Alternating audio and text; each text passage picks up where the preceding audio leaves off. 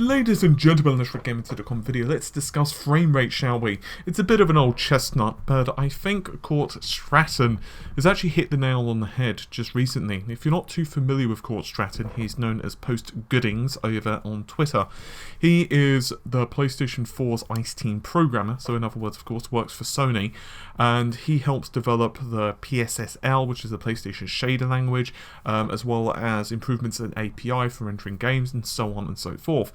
And he was asked his opinions on 60 versus 30 FPS, and of course, if we're talking from a very black and white perspective, in other words, yes versus no, and we've shown this on the channel previously, you know, the difference between rendering at 30 FPS and 60 FPS, and in fact, regular viewers will know that it's one of the reasons I do suggest buying the PC version if you've got a good enough system.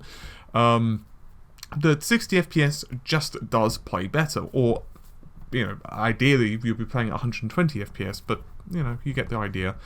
However, in reality with consoles, you've only got a certain amount of hardware performance that you can get out of them. There's only a certain amount of GPU performance, a certain amount of CPU performance, a certain amount of memory bandwidth, and so on. And so, developers are basically asked and have to make decisions in-house. What do we do with this performance? Like, what do we want the game to look like? And, you know, we don't want to sacrifice the gameplay, well, at least ideally, but we of course want to make the game look as good as possible. And so Cort said, and I quote, and of course these are opinions, I agree that 60 FPS looks smoother. No arguments, but there's more to visual quality and silky-smooth animation, more complex scenes, higher quality anti-aliasing, less blocky shadows, more accurate physics, higher clipping distance, more particles, to say nothing of non-graphics-related gameplay, features that are sacrificed to fit the frame into a 16.6 ms budget. Just so that you're aware, and I'm sure most of you are, the difference is rendering at 30 frames per second, you've got literally 33.3 ms to render a frame in, whereas on the other hand, if you're rendering at 60, you've got 16.6. In other words, if it goes over that budget, you're going to start getting frame rate dips because the frame of animation takes too long to basically draw inside the system before it displays on screen.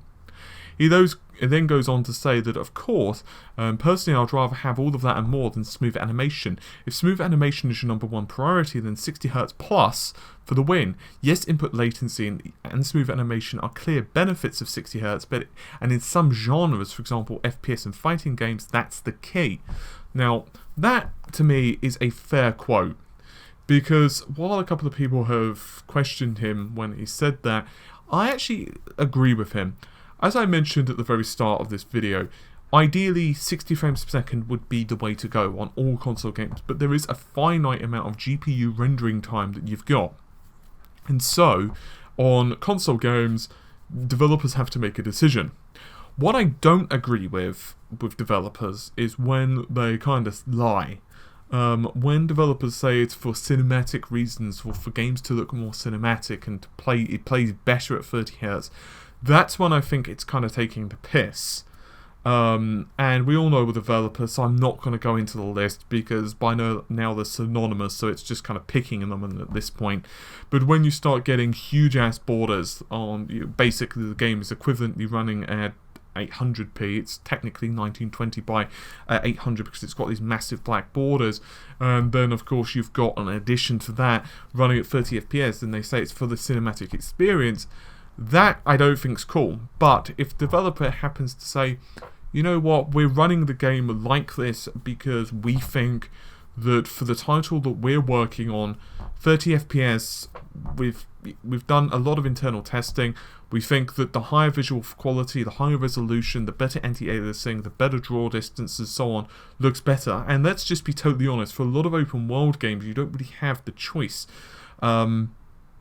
And at least my opinion, yes, I would rather play Skyrim, just for example, or the next Elder Scrolls game. I'd rather play it at 60 FPS plus on my PC, but if I was playing it on console, I would typically prefer to play the game at 30 FPS, but have those better visual quality, better visual quality, and that's of course the way they usually go with these things. On the other hand, with a fighting game, it would be pretty awful to be playing it at 30 FPS, at least in my personal opinion. So I think honesty is the key, and I think better communication is the key for developers. But as you know, yeah, developers aren't often that great at communication, which is another bit of an issue. But with this one, I kind of agree with Cort, I've got to say.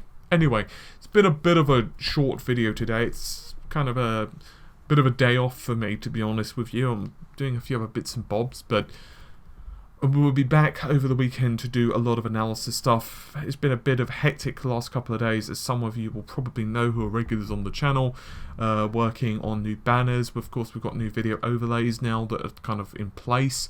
There are some other changes that we're working on in the background, which will be implemented at some point. And we'll discuss many of those in the not too distant future in a vlog. But for now, do let us know what you think of them. As I said, this has been a bit of a relaxing kind of quickie video for you.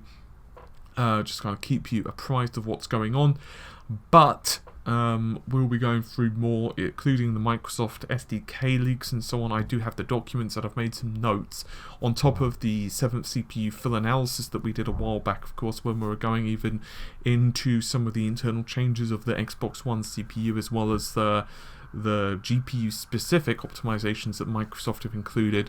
So do check that out if you need some more techie stuff. But anyway, for now, I'm going to get going. So do, as usual, comment, give me your thoughts and opinions, and take care, and bye for now.